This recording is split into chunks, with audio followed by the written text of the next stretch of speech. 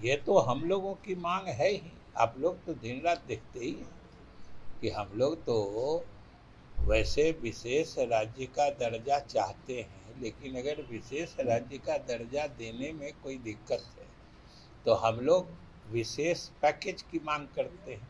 और विशेष पैकेज का अर्थ होता है विशेष सहायता, और उसका केस इसलिए बिहार में बनता है कि आप सब लोग जानते हैं कि बिहार के पास प्राकृतिक संसाधनों की कमी है, और वो कोई बिहार वासियों के कारण नहीं, उसके भौगोलिक और ऐतिहासिक कारण है कि अगर हमारे यहाँ खान खदान नहीं है, समुद्री किनारा नहीं है, तो ये बिहार का दोष नहीं है ना।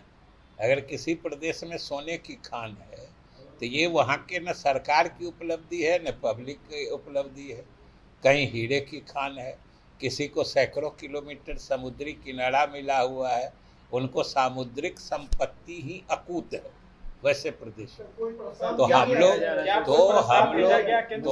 लोग तो वैसे भाग्यशाली प्रदेश नहीं है जो हमारे पास भौगोलिक अवस्थिति के कारण इतने प्राकृतिक संसाधन हो, लेकिन सीमित संसाधनों के बावजूद बिहार ने नीतीश कुमार के नेतृत्व में ये पूरे देश को बता दिया है कि हमारे संसाधन कम हैं, लेकिन तरक्की की रफ्तार में हम किसी विकसित प्रदेश से भी कम नहीं रहते।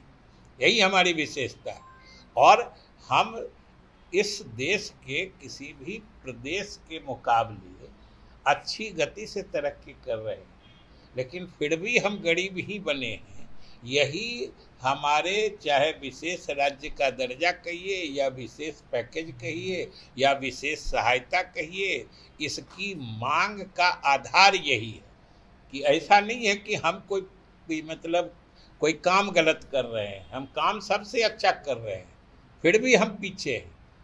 कुछ इसके मौलिक या गहरे कारण हैं जिनको दूर करने के लिए हमें अधिक सहायता मिलनी चाहिए, जिसका संवैधानिक प्रावधान भी है और नीति आयोग के मैंडेट में भी है। इसीलिए हम लोग मांग तो बहुत है। क्या कोई लिखित प्रस्ताव भारत सरकार को भेजा गया है इस बारे में? जाता है असेंबली का यूनानिमस रेजोल्यूशन है, सरकार की तरफ से एनडीए में सर क्या उम्मीद है क्या?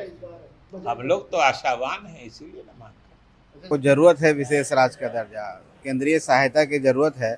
तो एक बिहारी होने के नाते मैं भी मांग करता हूं कि बिहार को उचित जो राशि है, सहायता राशि, विशेष राज्य का दर्जा कहें, मिलना चाहिए ताकि बिहार का सर्वांगीण विकास हो, बिहार भी अग्रणी राज्यों में आ सके।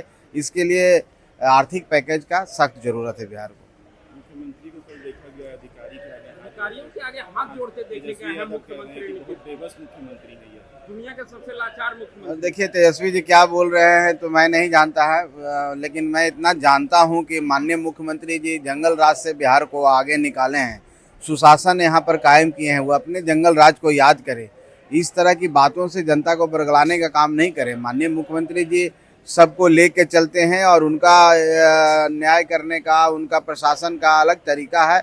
और कोई पदाधिकारियों को उस तरह की कोई भाषा उन्होंने नहीं बोला। वो कहा कि काम कीजिए, काम अच्छा कीजिएगा तो आपको रिवार्ड मिलेगा। तो वो एक अभिव्यक्ति है और कुछ नहीं है। मीसा भारती ने भी साफ तौर पे कह दिया है कि जिस तरह से मुख्यमंत्री नीतीश कुमार को गिड़गिड़ाना पड़ रहा है, हमें नहीं लगता है सरकार कोई और चला रहे हैं क्या जो उन्हें गिड़गिड़ाने की जरूरत पड़ रही है। अब देखिए मीसा भारती जी क्या कहती हैं उस पर कमेंट नहीं करेंगे। वो तो अपने खुद गिड़गिड़ा रही है एक सीट के लिए और शासन में आने के लिए कुछ न कुछ कोशिश कर रही है, उल्टे सीधे बयान दे रही है। तो मीसा भारती जी को हम समझते हैं कि सबक लेना चाहिए।